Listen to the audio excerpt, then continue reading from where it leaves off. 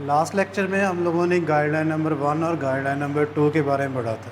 अब नेक्स्ट हमारे पास है guideline number 3। If F G I is needed during the synthesis it may alter the directing effect of the group. अगर आप लोग during a retrosynthesis F G I करते हैं तो एफ जी आई करने के बाद जो नया ग्रुप आपके पास आता है हो सकता है उसकी ओरिएंटेशन कुछ और हो, क्योंकि एरोमेटिक कंपाउंड्स में हमारे पास ओरिएंटेशन सबसे ज़्यादा इंपॉर्टेंट होती है। जिस तरह हमारे पास मिथाइल ग्रुप है, अब मिथाइल ग्रुप हमारे पास कैसा होता है, ऑर्थो और पैरा डायरेक्टर होता है। अगर इसकी ऑक्सीडेशन से आप लोग एसिड बना रहे हैं, अब एसिड हमारे पास ये वाला कैसा है, मेटा डायरेक्टर है, मतलब कि वही ग्रुप था उसकी ऑक्सीडेशन करके अगर आप लोग बना रहे हैं एसिड।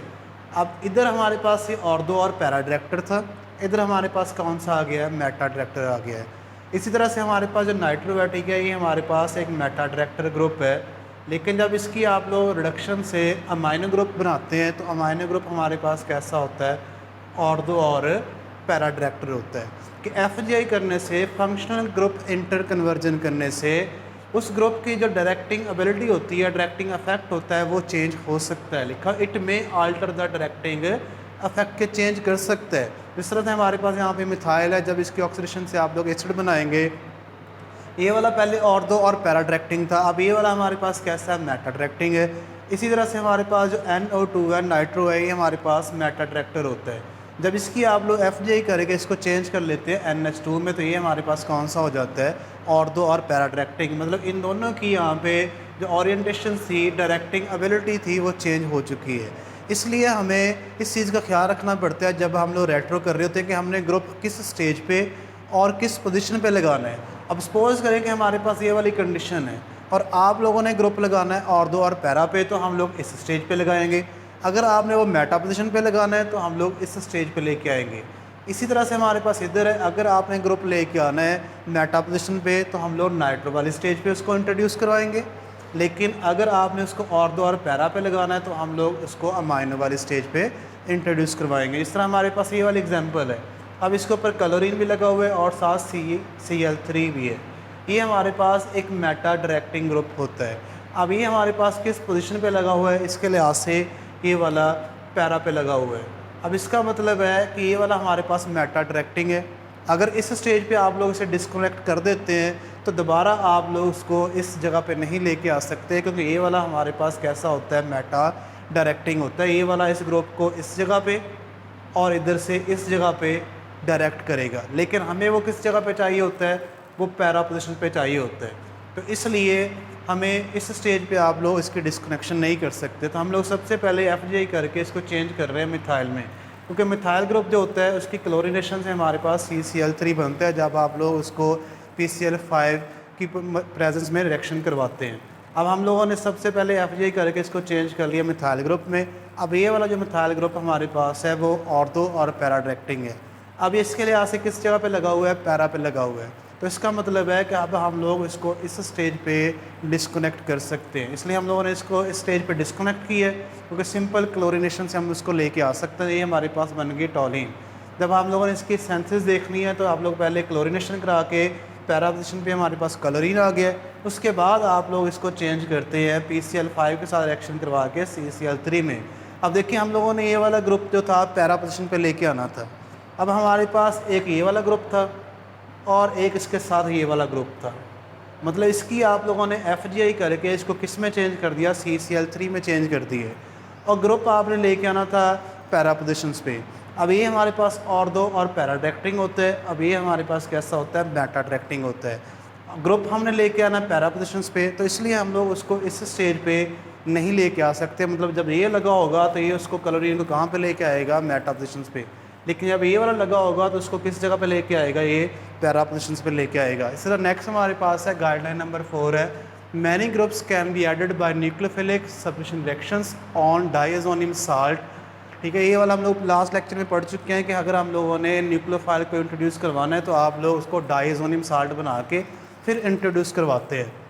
तो यहाँ पे लिखा है adding other group at amine stage is advisable, कि कोशिश करनी चाहिए कि हमें कि वहाँ पे आप लोग जो बाकी ग्रुप हैं उसको किस स्टेज पे इंट्रोड्यूस करवाना है, जब वहाँ पे अमाइन ग्रुप लगा होगा।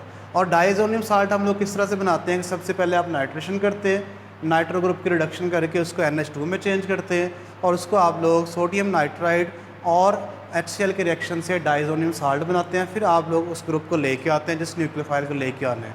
जिस तरह हमारे पास ये वाला ग्रुप है, एसिड है और साथ क्लोरीन है, इसको तो सिंपल क्लोरीनेशन से लेके आ सकते हैं, लेकिन इस स्टेज पे इसके डिस्कनेक्शन नहीं कर सकते क्योंकि ये वाला कैसा है, हमारे पास मेटा डायरेक्टिंग है और ये किस जगह पे लगा हुआ है, ऑर्थो पे लगा हुआ है। इसलिए सबसे पहले हम लोग इसकी FGI करके इसको चेंज करेंगे साइनाइड में, क्योंकि साइनाइड जो हमारे पास होता है इसकी हाइड्रोलिसिस से हम लोग एसिड बना सकते हैं। अब ये वाला स्टिल हमारे पास कैसा है, मेटा डायरेक्टिंग है और ये वाला किस जगह पे लगा हुआ है, ऑर्थो पे। तो इसका मतलब है कि इस स्टेज पे भी आप लोग क्लोरीन को इंट्रोड्यूस नहीं करवा सकते। अब ये हमारे पास एक न्यूक्लियोफाइल है, ये हम लोगों ने न्यूक्लियोफिलिक सब्स्टिट्यूशन रिएक्शंस में पढ़ा था कि अगर हमने साइनाइड इंट्रोड्यूस करवाना है तो आप लोग क्यूप्रस साइनाइड से इसका रिएक्शन करवा के उसको इंट्रोड्यूस करवा सकते हैं। मतलब आप लोग इसको किस जगह से लेके आ सकते हैं, NH2 से, और कैसे, via N2 positive diazonium salt से लेके आ सकते हैं। अब ये देखिए हमारे पास NH2 आ गए, इधर क्या लिखा था, adding other group at amine stage is advisable, कि अमाइनो स्टेज पे आप लोगों ने इसको इंट्रोड्यूस करवाना है। जिस स्टेज पे आप उसे डिस्कनेक्ट कर रहे हैं उसी स्टेज पे हम लोग उसे लगाते होते हैं। तो इस स्टेज पे आप लोगों ने इसको डिस्कनेक्शन कर देना है, क्योंकि हम लोग सिंपल क्लोरीनेशन से क्लोरीन लेके आ सकते हैं। अब क्योंकि ये हमारे पास कैसा होता है, ऑर्थो और पैरा डायरेक्टिंग ग्रुप होता है, इसलिए इसको किस जगह पे लेके आएगा, ऑर्थो पोजीशन पे लेके आएगा। तो वो हमने डिस्कनेक्शन कर दी है क्योंकि हम लोग क्लोरीनेशन से क्लोरीन लेके आ सकते हैं। अभी हमारे पास एनिलीन आ गई है, डायरेक्ट NH2 ग्रुप हम लोग नहीं लेके आ सकते, वो हम कहाँ से लेके आते होते हैं, नाइट्रो ग्रुप से।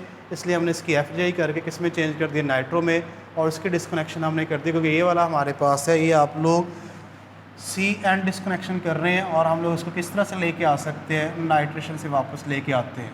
जब हम लोग इसकी सिंथेसिस की बात करते हैं तो आप लोग बेंजीन से स्टार्ट करते हैं। सबसे पहले हम लोग उसकी नाइट्रेशन करते हैं, उसके लिए हम लोग नाइट्रिक एसिड इस्तेमाल करते हैं in the presence of sulphuric acid 1 equivalent. तो वहाँ से आपके पास सबसे पहले आ जाएगी नाइट्रोबेंजीन। उसके बाद आप लोगों ने इसको चेंज करना है NH2 में, उसके लिए हम लोग रिडक्शन इस्तेमाल करते हैं in the presence of palladium charcoal. तो हमारे पास वहाँ पे आ जाएगा NH2 ग्रुप। अब ये हमारे पास आ चुके हैं NH2।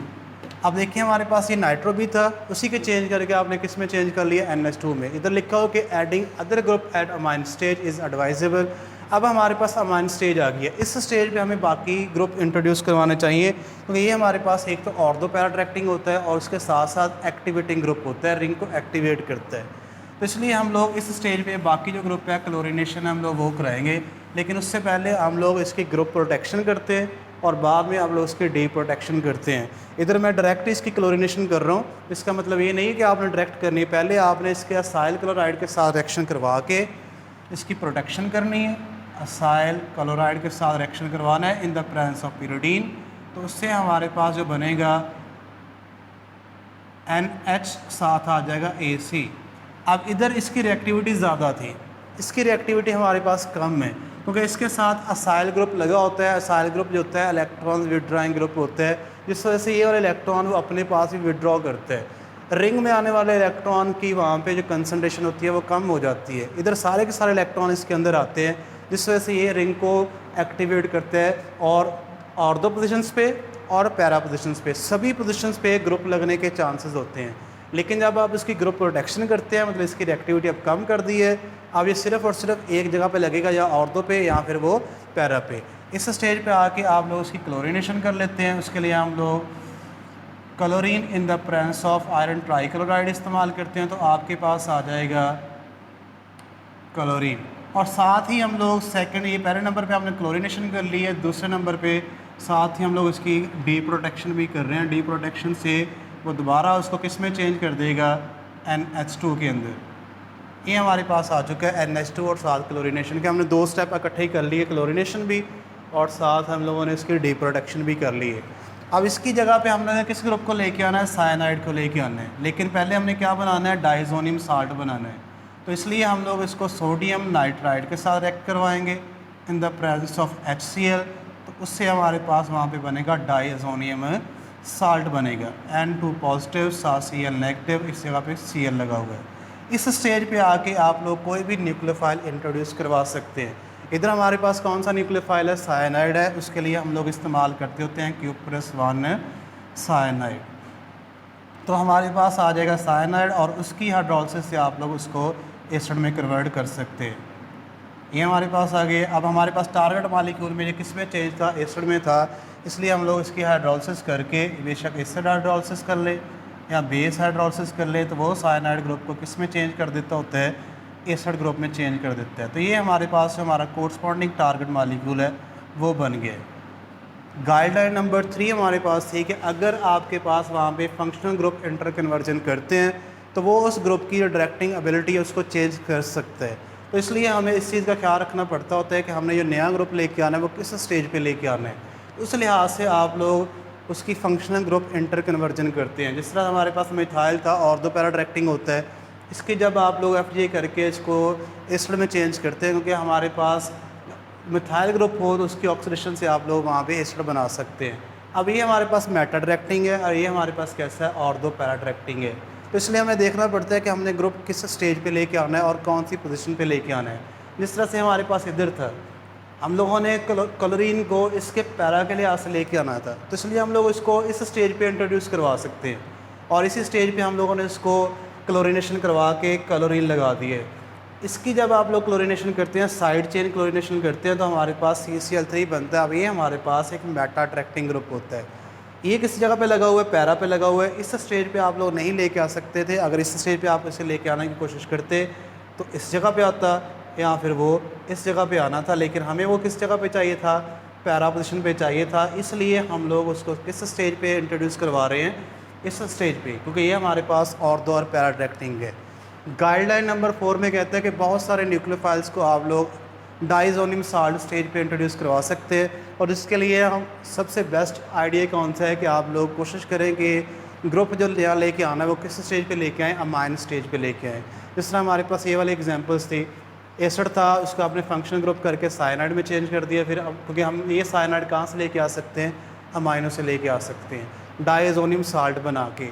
जिस स्टेज पे आप डिस्कनेक्शन करते हैं उस स्टेज पे आप लोग वापस उस ग्रुप को लेके आते हैं। जिस तरह हमारे पास सिंपल बेंजीन से स्टार्ट किया, नाइट्रेशन की है, फिर अमाइनो में चेंज करके प्रोटेक्शन करने के बाद आप उसकी क्लोरीनेशन करते हैं। अब देखिए अमाइनो स्टेज पे हमने क्लोरीनेशन की है और अमाइनो स्टेज पे हमने डिस्कनेक्शन की थी। उसके बाद डाइजोनियम साल्ट बना के आप न्यूक्लियोफाइल ले आए और उसकी हाइड्रोलिसिस से हमारे पास एक कोरस्पॉन्डिंग हमारा जो टारगेट मॉलिक्यूल था वो बन गया।